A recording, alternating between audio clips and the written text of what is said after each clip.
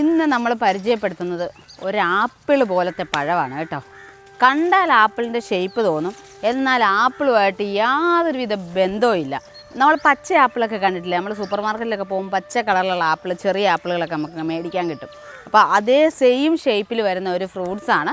അപ്പോൾ ആ ഒരു ഫ്രൂട്ട്സ് മരം നിങ്ങളെയും കൂടി ഒന്ന് പരിചയപ്പെടുത്താമെന്ന് വിചാരിച്ചു. ഞാൻ ജസ്റ്റ് ഏതൻ തോട്ടം വഴി ഇങ്ങനെ നടന്നു പോയതാണ്. അപ്പോൾ ഇങ്ങനെ അകത്ത് കയറി ഇങ്ങനെ ഫ്രൂട്ട്സിൻ്റെ സമയമാണല്ലോ, അപ്പോൾ എന്തൊക്കെ ഉണ്ടായിട്ടുണ്ടെന്ന് ഇങ്ങനെ നോക്കി വന്ന സമയത്താണ് ഈ ഫ്രൂട്ട്സ് എൻ്റെ കണ്ണിൽപ്പെട്ടത്. അപ്പോൾ പിന്നെ ഞാൻ ഓർത്തു ഇന്നത്തെ വീഡിയോ ഇതിനെക്കുറിച്ചിട്ടാവാന്ന്. അപ്പോൾ എന്തായാലും ഞാൻ ആ മരം നിങ്ങളെ ഒന്ന് പരിചയപ്പെടുത്തി തരാം. അപ്പോൾ ഇതാണ് നമ്മൾ പറഞ്ഞത്. അത്ര വലിയ വലിപ്പം വെച്ചിട്ടില്ല, അത്യാവശ്യം ഒരു മീഡിയം വലിപ്പത്തിൽ വയ്ക്കുന്ന മരമായിട്ട് വളരുന്നതാണിത്. അപ്പോൾ ഇതിൻ്റെ പേരെന്ന് പറയുന്നത് രാജാപ്പുളി, ആണ്ടൂർ മാവ്, ആനവായ. ഇവിടെ എഴുതിയിട്ടുണ്ട്, നോക്കിയാൽ അറിയായിരിക്കും. മുന്തൻ പുളി, പീനാർ, വൈരപ്പുളി, എഗ് ട്രീ, മൈസൂർ ഗാംബോജ്, സോ മാംഗോസ്റ്റിം, അങ്ങനെ പറഞ്ഞിട്ട് ഒരുപാട് പേരുകളിൽ അറിയപ്പെടുന്ന ഒരു ഫ്രൂട്ട്സ് മരമാണ് കേട്ടോ ഇത്. ഇതിലിതേ കായ് ഉണ്ടായി കിടക്കുന്നതെന്ന് പറഞ്ഞാൽ വെറുതെ അല്ല. അതെ, ഇവിടെ താഴെ ദേ കായ ഉണ്ടായി കിടക്കുന്നുണ്ടോ, ഇത് കണ്ടോ. നമുക്ക് ലോങ് നോക്കുമ്പോൾ കറക്റ്റ് ഒരു ആപ്പിളിൻ്റെ ഷേപ്പാണ് തോന്നുന്നത്. അതേപോലെ തന്നെ ദേ ഇവിടെ ഉണ്ടായി കിടപ്പുണ്ട് കായ്, ഇനി നിറയെ ഉണ്ടായി വരുന്നുണ്ട്. അപ്പോൾ ഇത് രണ്ടുമാണ് വലിയ കായായിട്ട് ഞാൻ കണ്ടത്, പെട്ടെന്ന് എൻ്റെ കണ്ണിൽ പെട്ടത് അതാണ്. അപ്പോൾ ഈ ഒരു കായെന്ന് പറഞ്ഞു കഴിഞ്ഞാൽ ഇതിൻ്റെ എഗ് ട്രീ അല്ലെങ്കിൽ രാജാപ്പുളി, പുളി എന്ന് പറയുമ്പോൾ തന്നെ അറിയാം നമുക്ക് ഗാർസീനിയയുടെ വിഭാഗത്തിൽ വരുന്നതാണ്. അത്യാവശ്യം നല്ല പുളിയുള്ളതാണ്. ഇത് പച്ചയാണ് ഇതിൻ്റെ കായ. ഇത് കുറച്ച് നന്നായിട്ട് മൂത്ത് പഴുത്ത് വരുന്ന സമയത്ത് ഒരു മഞ്ഞ കളറാവും. അപ്പോൾ ഇത് രാജാപ്പുളി എന്ന് പറയാൻ കാര്യം നമ്മൾ പുളിയായിട്ട് ഉപയോഗിക്കുന്നതാണ്. കറികൾക്കൊക്കെ നമുക്ക് പുളിയായിട്ട് ഉപയോഗിക്കാം. അതേപോലെ തന്നെ ജാമ്, ജെല്ലി, വൈൻ അങ്ങനെയുള്ള സാധനങ്ങളെല്ലാം ഉണ്ടാക്കാൻ പറ്റും. നമ്മൾ മീൻകറിയൊക്കെ വയ്ക്കുന്ന സമയത്തൊക്കെ കുടംപുളിയൊക്കെ ഉപയോഗിക്കുന്നതിന് പകരം ചിലർ ഇതിൻ്റെ ഈ ഒരു കായ ഉപയോഗിക്കാറുണ്ട്. ഗുണവും കൂടുതലാണ്. അതോടൊപ്പം തന്നെ നമുക്ക് ആവശ്യത്തിനുള്ള പുളിയും ഇതിൽ നിന്ന് കിട്ടും. ഔഷധ ഗുണവും ഉണ്ട്, അതോടൊപ്പം തന്നെ നമുക്ക് നമ്മുടെ ഹെൽത്തിനും നല്ലതാണ്. അപ്പോൾ അതുകൊണ്ടൊക്കെ പണ്ട് കാലങ്ങളിൽ ഇതിൻ്റെ പുളി വ്യാപകമായിട്ട് ഉപയോഗിക്കാറുണ്ടായിരുന്നു. പിന്നെ ഇതിൻ്റെ ഒരു ജന്മദേശം എന്ന് പറയുന്നത് നമ്മുടെ ഇന്ത്യ തന്നെയാണ്. ഇന്ത്യയിൽ നമ്മുടെ ഹിമാലയൻ മേഖലകളാണ്, അതേപോലെ തന്നെ പശ്ചിമഘട്ട മേഖലകൾ, തമിഴ്നാട്, കർണാടക, അങ്ങനെ കേരളത്തിലേക്ക് പശ്ചിമഘട്ട മേഖലകളിലൊക്കെയാണ് ഇത് കൂടുതലായിട്ട് പണ്ട് കാലങ്ങളിൽ കണ്ടുവന്നുകൊണ്ടിരുന്നത്. പിന്നെ ഇതിൻ്റെ ഒരു ഹൈലൈറ്റ് എന്ന് പറയുന്നത് ഇതിൻ്റെ ഈ ഒരു പേരാണ് കേട്ടോ. മൈസൂർ ഗാംബോജ് എന്ന് പറയുന്ന ആ ഒരു പേരാണ് ഇതിൻ്റെ ഒരു ഹൈലൈറ്റ്. അതെന്താണെന്നുള്ളത് ഞാനൊന്ന് പറഞ്ഞുതരാം. കാരണം പണ്ട് കാലങ്ങളിൽ ഈ ഒരു മരം വളരെ വ്യാപകമായിട്ട് ഉപയോഗിച്ചുകൊണ്ടിരുന്ന ഈ ഒരു കാര്യത്തിന് ഗാംബോജ് എന്ന് പറയുന്ന ഒരു വസ്തു ഇതിൽ നിന്ന് എടുക്കാൻ വേണ്ടിയായിരുന്നു പണ്ട് കാലങ്ങളിൽ ഇത് കൂടുതലായിട്ട് ഉപയോഗിച്ചുകൊണ്ടിരുന്നത്. നമ്മളുണ്ടല്ലോ ലോങ്ങിൽ നിന്ന് ഒരു മരത്തിലേക്ക്, കാരണം അത് നല്ല വലിപ്പം വെച്ച് വരുന്നതേ ഉള്ളൂ, അത്യാവശ്യം ഒരു ഇടത്തരം നേരത്തെ പറഞ്ഞ പോലെ മരമായിട്ട് വരുന്നതാണ്. അപ്പോൾ അതിൻ്റെ ഇലകൾ നമ്മൾ ലോങ്ങിൽ നോക്കുമ്പോൾ നല്ല നീളത്തിലുള്ള ഇടനേല കിടക്കുന്നത് പോലെ തോന്നും കേട്ടോ.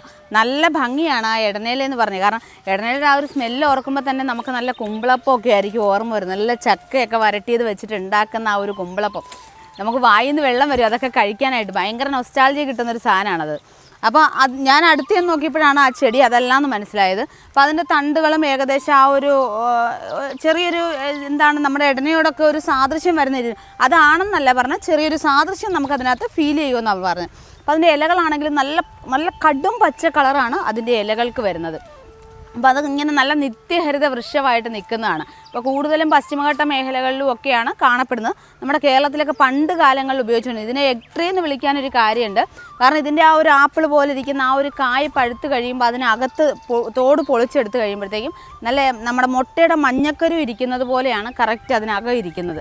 അത് പഴുത്തിട്ടില്ല, അല്ലെങ്കിൽ അത് നമ്മളത് ഓപ്പൺ ചെയ്ത് നമ്മൾ കാണിച്ചു തരായിരുന്നു. ഇത് പഴുത്ത് കഴിയുമ്പോൾ നമ്മളത് ഓപ്പൺ ചെയ്ത് നിങ്ങളെ കാണിച്ചു തരാം. അപ്പോൾ അതുകൊണ്ടാണ് അതിനെ എഗ് ട്രീ എന്ന് വിളിക്കാനുള്ളൊരു കാരണം എന്ന് പറയുന്നത്. കൂടാതെ ഉണ്ടല്ലോ, ഇത് പണ്ട് കാലങ്ങളിൽ ഉപയോഗിച്ചുകൊണ്ടിരുന്നതെന്ന് പറഞ്ഞു കഴിഞ്ഞാൽ ഇതിൽ നിന്നും ഒരു തരത്തിലുള്ളൊരു മഞ്ഞക്കറ, നമ്മൾ റബ്ബറൊക്കെ ടാപ്പ് ചെയ്യുമ്പോൾ നമുക്ക് കറ കിട്ടില്ലേ എന്ന് പറഞ്ഞ മാതിരി ഈ മരവും ടാപ്പ് ചെയ്തെടുത്ത് കഴിഞ്ഞാൽ നമുക്കതിൽ നിന്നും കറ കിട്ടുമായിരുന്നു. ആ കറ നമ്മൾ പണ്ടത്തെ വലിയ വലിയ ചിത്രകാരന്മാരും വാട്ടർ കളർ ചെയ്യുന്നവരും ഒക്കെ മഞ്ഞ കളർ പെയിൻറ്റിനായിട്ട് ഉപയോഗിച്ചുകൊണ്ടിരുന്നത് ഇതിൻ്റെ ഒരു കറയായിരുന്നു. അത് ശരിക്കും പറഞ്ഞു കഴിഞ്ഞാൽ എനിക്കും ഒരു പുതിയ അറിവായിരുന്നു കേട്ടോ. കാരണം പണ്ട് കാലങ്ങളിൽ വ്യാപകമായിട്ട് ഉപയോഗിച്ചിരുന്നു. അതേപോലെ തന്നെ വിദേശ രാജ്യങ്ങളിലേക്കൊക്കെ ഇത് കയറ്റുമതി ചെയ്യുമായിരുന്നു.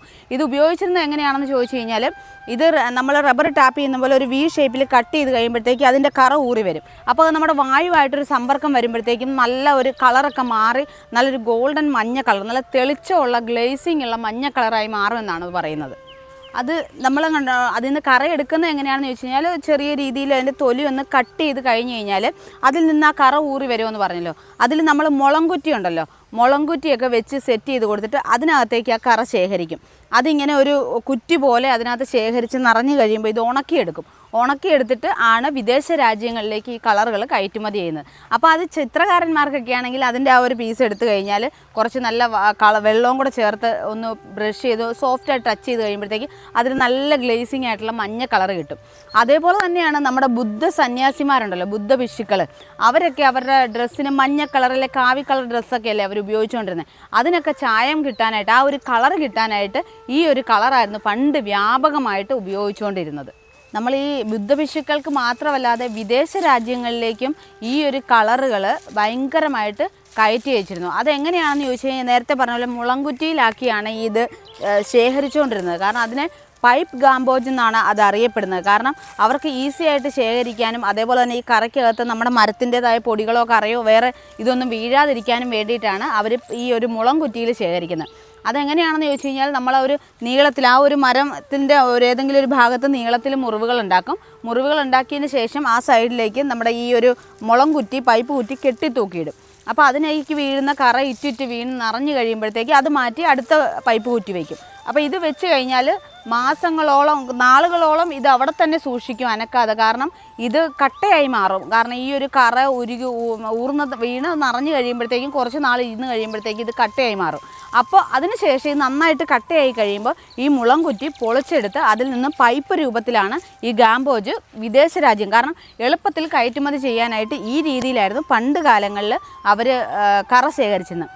അവരുടെയൊക്കെ ആ ഒരു ബുദ്ധി സമ്മതിച്ചു കൊടുക്കണം അല്ലേ. വളരെ ഈസി ആയിട്ട് വിദേശ രാജ്യങ്ങളിലേക്ക് കയറ്റുമതി ചെയ്യാനുള്ളൊരു ഓപ്ഷനായിരുന്നു അത്.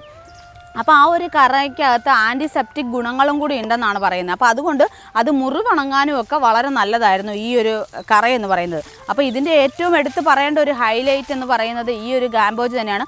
ഒരു കാലത്ത് നമുക്ക് വളരെ വ്യാപകമായിട്ട് ചിത്രകാരന്മാർക്കും നമ്മുടെ മഞ്ഞ കളർ എന്ന് പറയുന്ന ആ ഒരു ഓപ്ഷന് വേണ്ടിയിട്ട് 19-ാം നൂറ്റാണ്ട് സമയങ്ങളിലൊക്കെ വിദേശ രാജ്യങ്ങളെ യൂറോപ്യൻ രാജ്യങ്ങളിലേക്കും ചൈനയിലേക്കും ഒക്കെ കൂടിയ അളവിൽ കയറ്റുമതി ചെയ്തുകൊണ്ടിരുന്ന ഒന്നായിരുന്നു നമ്മുടെ ഈ ഒരു രാജാപ്പുളിയുടെ ഈ ഒരു കറ എന്ന് പറയുന്നത്. അപ്പം നമുക്ക് ശരിക്കും പറഞ്ഞാൽ നമ്മുടെ കേരളത്തിൽ നമ്മുടെ ഇന്ത്യയിൽ ഉൽപ്പാദിപ്പിക്കുന്ന ഒരു സാധനമാണ്.